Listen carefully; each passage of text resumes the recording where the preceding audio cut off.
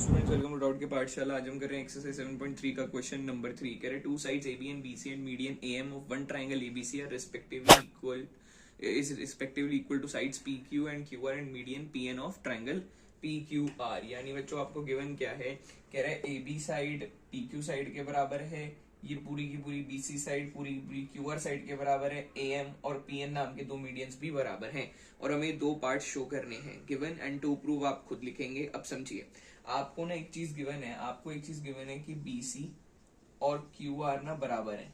ये हमें क्वेश्चन के अंदर गिवन है।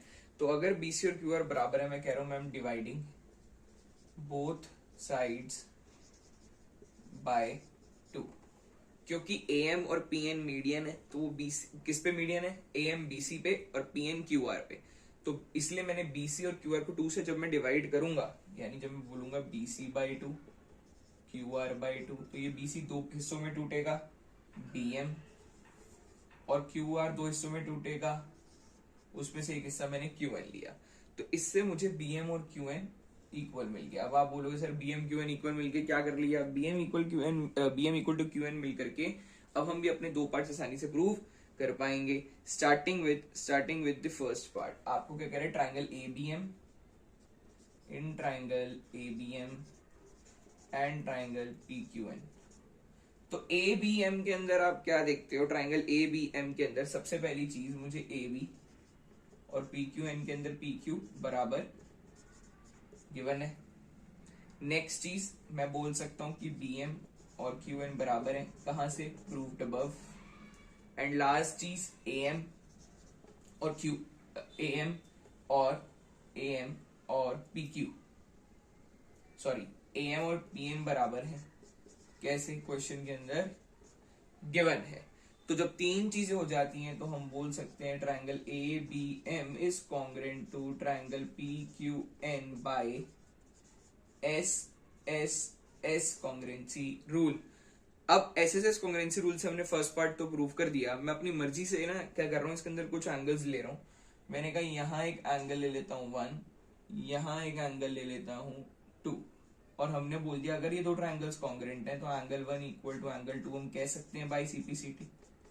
चलो यहां तक तो फर्स्ट पार्ट प्रूव हुआ है, हेंस फर्स्ट पार्ट प्रूव्ड। अब सेकंड पार्ट के लिए मैंने ये एंगल 1 और एंगल 2 को बराबर बोला था, क्योंकि सेकंड पार्ट में देखिए मेरे को काम आने वाला है।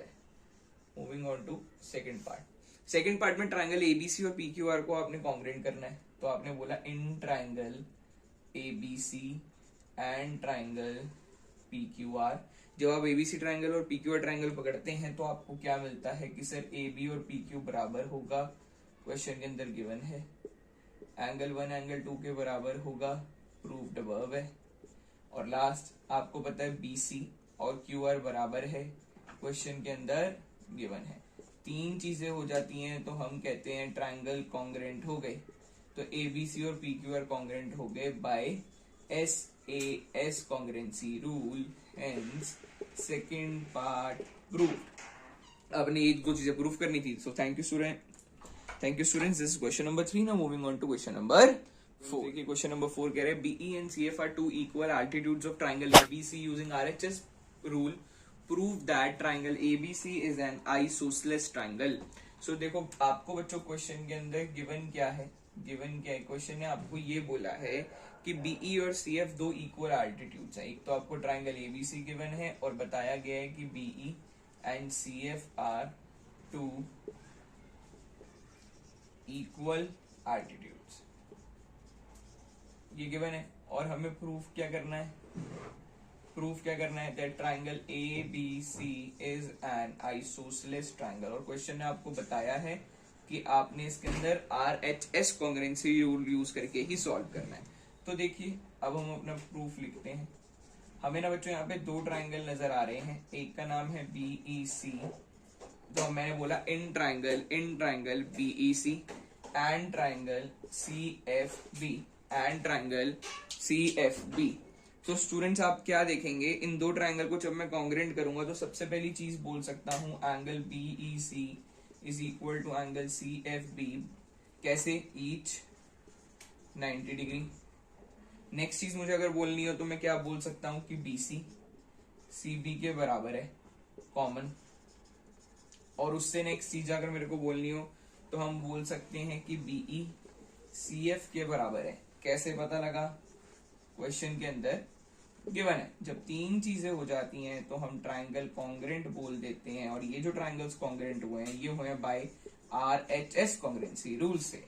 ओके जी स्टूडेंट्स, इससे क्या करा हमने ना, RHS कॉन्ग्रेंसी रूल से दो ट्राइंगल्स को कॉन्ग्रेंट करा है। अब मुझे इस ट्राइंगल को ABC को आइसोसेलेस प्रूफ करना है। आप देखेंगे अगर ये दो ट्राइंगल्स कॉन्ग्रेंट हैं तो मैं कह सकता हूं कि यहां से एंगल C और यहां से एंगल B बराबर होगा बाय CPCD। अब ऐसा मैंने क्यों कहा? क्योंकि आप देखोगे एंगल B के सामने AC आता है, C के सामने AB आता है, तो इस रूल से मैं बोल सकता हूं कि AB और AC बराबर होगा। AB और AC जो है बराबर होगा। क्यों? आप लिखेंगे, क्या लिखेंगे? Side opposite to equal angles are equal.